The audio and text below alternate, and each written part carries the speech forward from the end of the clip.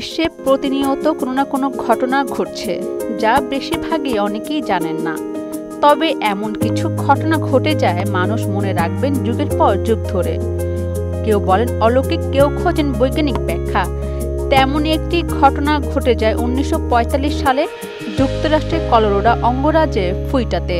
এখানকার বাসিন্দা ওলসেন, তার পারিবারিক একটি মুরগির খামার ছিল। একদিন বাজারে নেয়ার জন্য ওলসেন মুরগি জবাই করছিলেন। এর মধ্যে আশ্চর্যজনকভাবে মাথা কাটার পরও দৌড়াচ্ছিল। ওলসেন ব্যাপারটি স্বাভাবিকভাবেই নেন, কারণ নিশ্চয়ই দেখেছেন মুরগি জবাই করার পর কিছুক্ষণ পর নড়াচড়া করে। বেশি কিছু না ভেবে ওলসেন মুরগিটিকে ধরে একটি বাক্সের মধ্যে রাখেন। আশ্চর্যজনকভাবে পরের দিন সকালেও ওলসেন দেখেন মুরগিটি বেঁচে আছে। তিনি নিজে এই ঘটনায় অলৌকিক হয়ে ওঠেন। বাক্সে রাখা মুরগিটির নাম দেন মাইক।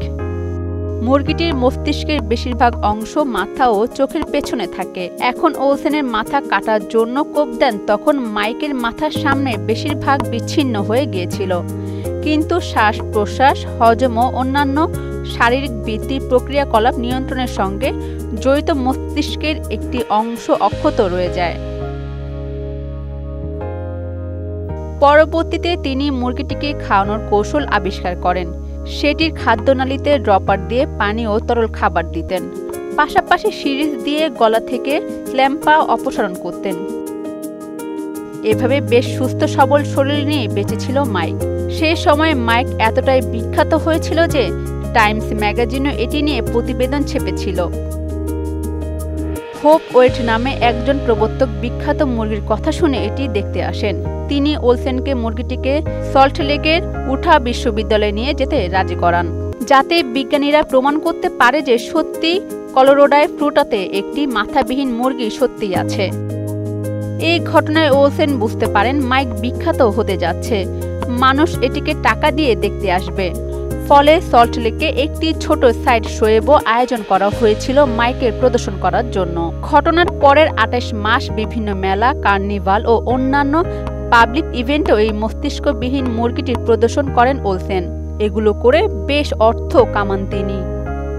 সেই সময় এই শোয়ের একটি টিকিট ছিল $0.25, যা আজকের সময়ে প্রায় $2.50 সমান। মাইক দিনে 600 জন দর্শকের সঙ্গে দেখা করত।